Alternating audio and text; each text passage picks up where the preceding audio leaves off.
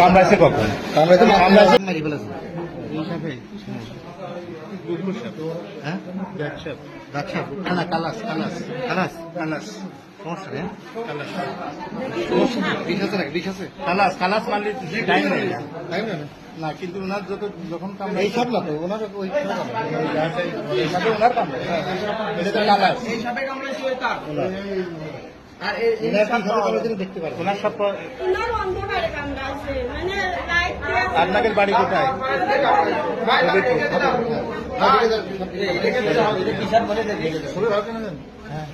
এটা colour colour.